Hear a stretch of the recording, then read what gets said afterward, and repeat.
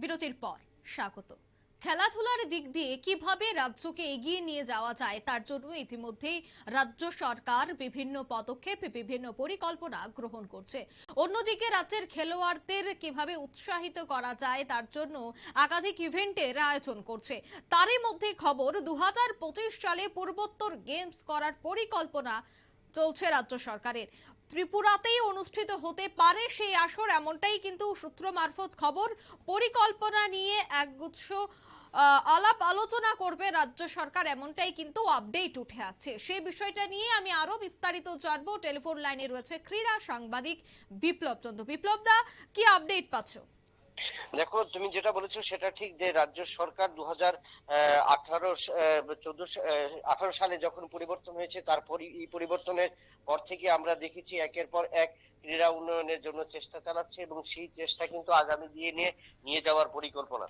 এরই মধ্যে রাজ্য সরকার আরো একটা পরিকল্পনা, যে গত পরশুদিন রাজ্যে যখন তৃতীয় নর্থ ইস্ট ফেস্টিভ্যাল এবং নর্থ ইস্ট স্পোর্টস ইভেন্টে রাজ্য দল যাবে, সেখানে কিন্তু ক্রীড়ামন্ত্রী রাজ্য দলের খেলোয়াড়দের অভিনন্দন জানিয়েছেন এবং সেখানে অভিনন্দন জানানোর পাশাপাশি কিন্তু ক্রীড়ামন্ত্রী আরো নিজের স্পষ্টীকরণ ব্যক্ত করলেন, যে সেটা হলো বলতে করলেন যে 2025 সালে এই পূর্বোত্তর যে গেমস আসর, সেই আসর ত্রিপুরাতে করবার পরিকল্পনা তারা নিয়েছেন এবং সেই ক্ষেত্রে তারা কিন্তু ইতিমধ্যে বিভিন্ন খেলাধুলার যে পরিকাঠামো উন্নয়ন সেগুলোর উপর জোর দিয়েছেন। বিশেষ করে রাজ্যের বিভিন্ন প্রান্তে এবং জেলায় যে সমস্ত স্টেডিয়াম গুলো রয়েছে, যে সমস্ত খেলার মাঠগুলো রয়েছে, সেই সমস্ত খেলার মাঠগুলোকে তারা আধুনিকীকরণের চেষ্টা চালাচ্ছেন। তার পাশাপাশি সুইমিং পুলের পরিকল্পনা তারা নিয়েছেন এবং সে রাজ্যে এখন বর্তমানে যে দুটি সুইমিং পুল রয়েছে সেখানেও তারা আধুনিকীকরণের চেষ্টা চালাবেন।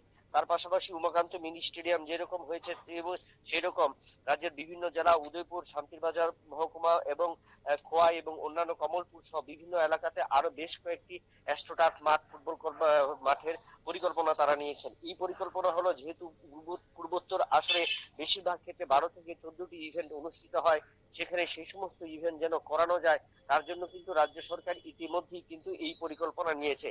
তার পাশাপাশি পরিবহনের ক্ষেত্র, যে কারণ পরিবহন সেক্টর কিন্তু একটা বড় ব্যাপার হয় যাতায়াতের ক্ষেত্রে, সেক্ষেত্রে পরিবহনের দিকেও কিন্তু রাজ্য সরকার বিশেষ নজর দিয়েছে এবং ট্রেন চলাচলের ক্ষেত্রে যে আগামী দিনে আরো ট্রেন চলাচল কতটা বৃদ্ধি করা যায়, অর্থাৎ একটা কোনো বড় মাপের আসর করতে গেলে সেক্ষেত্রে ট্রান্সপোর্ট সিস্টেম থেকে শুরু করে অন্যান্য যে সমস্ত ইয়েগুলো রয়েছে, সুযোগ সুবিধাগুলো তার যেন খুব দ্রুত করা যায়, সে বিষয়ে কিন্তু রাজ্য সরকার জোর দিয়েছেন।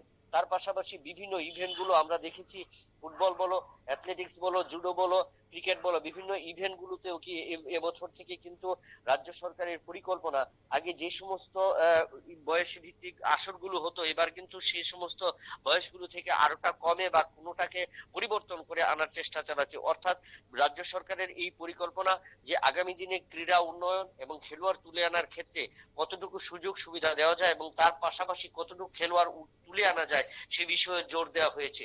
এবং ইতিমধ্যে স্কুল পর্যায়ের খেলার জন্য ত্রিপুরা স্পোর্টস স্কুল বাধারঘাট রয়েছে এবং তাছাড়া পানিসাগরে একটি রয়েছে এবং আরো একটি স্পোর্টস স্কুল পুরো পরিকল্পনা করার স্থাপন করবার কিন্তু পরিকল্পনা রয়েছে, তবে সেটা উত্তর ত্রিপুরাতে হওয়ার পরিকল্পনা রয়েছে। এবং পাশাপাশি ক্রীড়া ক্ষেত্রে যে সমস্ত কোচ এবং প্রশিক্ষকরা রয়েছেন তাদের কিভাবে আধুনিক প্রশিক্ষণ নেওয়া যায় সেই ক্ষেত্রেও কিন্তু রাজ্য সরকারের একটা পরিকল্পনা গৃহীত হয়েছে এবং সেক্ষেত্রে যারা ডিপ্লোমা কোর্স করে রয়েছে সে সমস্ত খেলোয়াড়দের বাইরে নিয়ে কোনো প্রশিক্ষণ দিয়ে আনা যায় কিনা সে ব্যাপারটাও কিন্তু রাজ্য সরকার এবং রাজ্যের মুখ্যমন্ত্রী, যেহেতু তিনি একজন প্রাক্তন ক্রীড়াবিদ, তো সেক্ষেত্রেও তিনি সেই বিষয়টা জোর দিয়েছেন। সেই বিষয়টার কিন্তু বাস্তবিক স্পষ্টীকরণ দিলেন কিন্তু ক্রীড়ামন্ত্রী এবং এই ক্ষেত্রে বলা যায় যে আগামী দিনে নতুন একটা দিগন্ত উঠতে চলছে রাজ্যের খেলোয়াড়দের এবং সেই ক্ষেত্রে রাজ্য সরকার একটা প্রচেষ্টা চালাচ্ছে এবং এই প্রচেষ্টা সফল হবে এবং তারই কিন্তু একটা আভাস দিয়ে দিলেন ক্রীড়ামন্ত্রী 2025 সালে এই উত্তর পূর্ব খেলা আসর করার জন্য। ধন্যবাদ বিপ্লব দা।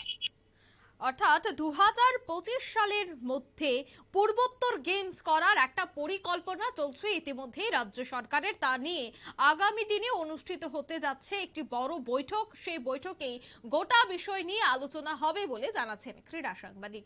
নিয়ে নিচ্ছে ছোট্ট একটি বিজ্ঞাপন বিরতি, সঙ্গে থাকুন।